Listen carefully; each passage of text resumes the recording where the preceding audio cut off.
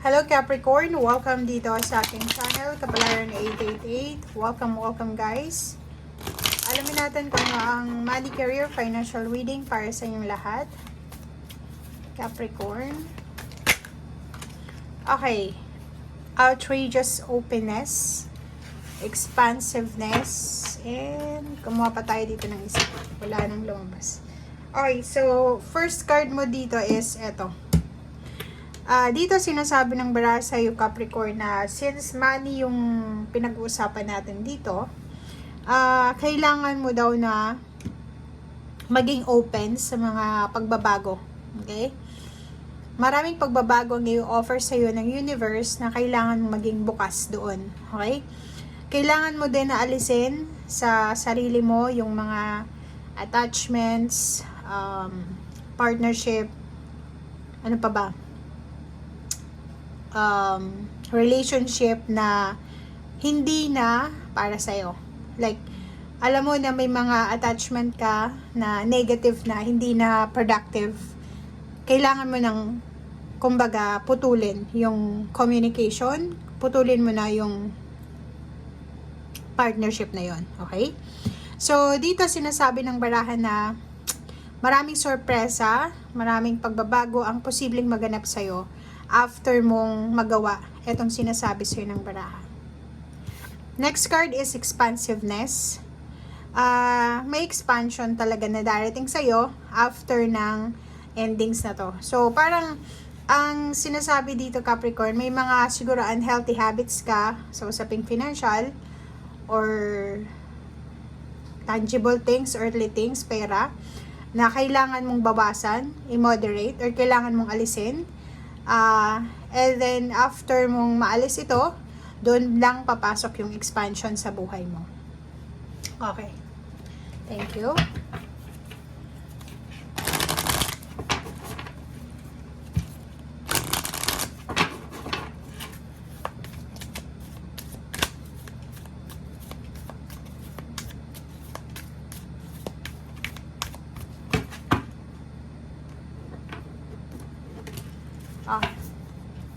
So, dito naman, reverse na siya. So, sinasabi na, siguro tapos ka na, Capricorn, doon sa mga hindi, parang tawag dito. Okay. I-clarify natin to kasi baka yung iba, sabihin na, hindi sila resonated, ganito, ganyan. Atong reverse na grieving na to is parang, 'di ba may aalisin ka? May kailangan kang alisin sa buhay mo na alam mo na hindi na makakatulong sa iyo para sa progress mo or sa expansion ng buhay mo, financial. Syempre, ang una mong mararamdaman dito is syempre manghihinayang ka. For example, ang tagal mo ng trabaho, ang tagal mo ng business, or ang tagal mo ng collaboration or partnership, kung ano man tong financial journey mo. Tapos, pag pinutol mo yung communication or yung collaboration or partnership na yun, syempre manghihinayang ka. So, ganun. But, may life purpose tayo dito na sinasabi, reverse din siya, pero ilagay natin sa upright to, na may life purpose ka na kailangan sundin. May life purpose ka na kailangan na bigyan ng focus. Okay? So, ibig sabihin yan, kailangan mong maging wise, kailangan mong maging matalino, huwag mong sasayangin yung energy mo, yung oras mo, pagmamahal mo, effort mo, pera mo sa mga bagay, tao, sitwasyon na alam mong hindi naman makakabuti sa'yo. Hindi sa pagiging selfish, kundi sinasabi na precious time, di ba? Precious time. Oh, tingnan mo. 'Di ba? Mayroon kang inaalala dito eh. So, kung makikita mo, may mga connection ka, yun na nga, partnership, collaboration, na hindi healthy. Okay?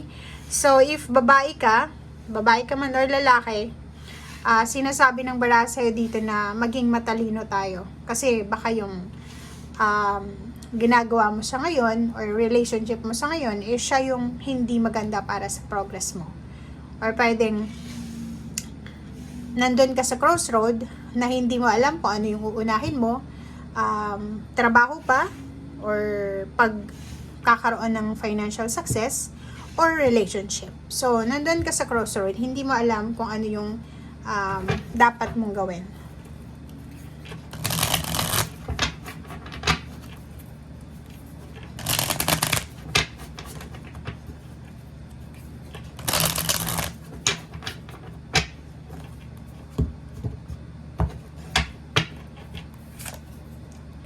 Okay, so 8 of Cups, yon. So, etong 8 of Cups na to, dito siya. Parang, sinasabi ng baraha sa'yo dito na kinakailangan mo talaga ng change dito, ng pagbabago. May nakikita tayo dito na Capricorn na pwedeng lumipat siya ng bahay dahil nakatira siya dati sa mas malayong bahay, mas mahal, mas expensive na tirahan. And yung sahod niya is tama lang para sa maliit na bahay. So parang nakikita natin dito yung mga choices, option, decision making na gagawin mo, pabor sa'yo. Kasi itong 8 of Cups na to is parang acceptance to. Tatanggapin mo. For example, yung salary mo is, yung tinitirahan mo sa ngayon, napakalaking bahay siya na nire-rent mo, na kung patuloy kang titira dyan sa bahay na yan, yung sweldo mo, kalahati nun is pambayad lang sa bahay mo. Parang ganon. So, kailangan mo ng pagbabago. So, kailangan mo makasave ng pera, kailangan maging wise. So, hahanap ka ng mas tama lang para sa'yo. 'Di ba? Oh. And isa din sa pwede mong magawa para, 'di ba, maging maayos yung takbo ng iyong financial is yung pag-iipon ng pera. Kailangan mong maging matalino sa paghawak ng pera. Kailangan mong asikasuhin yung pag-iipon. Kailangan mong bantayan yung perang pumapasok, lumalabas. And yun, maging matalino ka, maging wise ka sa kung ano man to. Kasi maraming beses ka nang naka-experience ng 5 of Pentacles eh. Yung 5 of Pentacles is yung financial scarcity eh, 'di ba? Pwedeng 5 months ago or during 5 months, nakaranas ka ng problema sa pera. So, kailangan mo ditong maging matalino. Kung ayaw mo nang bumalik sa ganong klaseng sitwasyon, simulan mo ngayon yung pag-iipon. Bantayan mo yung mga gastos mo. And kung hindi mo pa kaya, kailangan mong kumbaga magpasensya muna. May gusto kang bilhin, hindi mo pa kaya, magpasensya ka muna. Okay? So, dito sa barahang to, sinasabi na kung ipagpapatuloy mo itong goal mo na to, or yung bagong mindset mo na kailangan ko mag-ipon muna, pag-ipunan muna, bago ako gumawa ng aksyon, or bago ako gumastos, kailangan secured muna yung financial ko, talagang magkakaroon ng pagbabago. Okay? And, nasa kamay mo dun. Yun yung sinasabi ng barahan, nasa kamay mo, Capricorn, yung pagbabago, lalo na sa usaping pera. Kasi itong plano mong pag-iipon ng pera, plano mong pagbabalanse sa financial mo, is hindi lang yan makakatulong sa'yo, kundi makakatulong yan sa buong pamilya mo. Okay? So, yan guys ang sinasabi ng baraha. Thank you and see you again. Bye!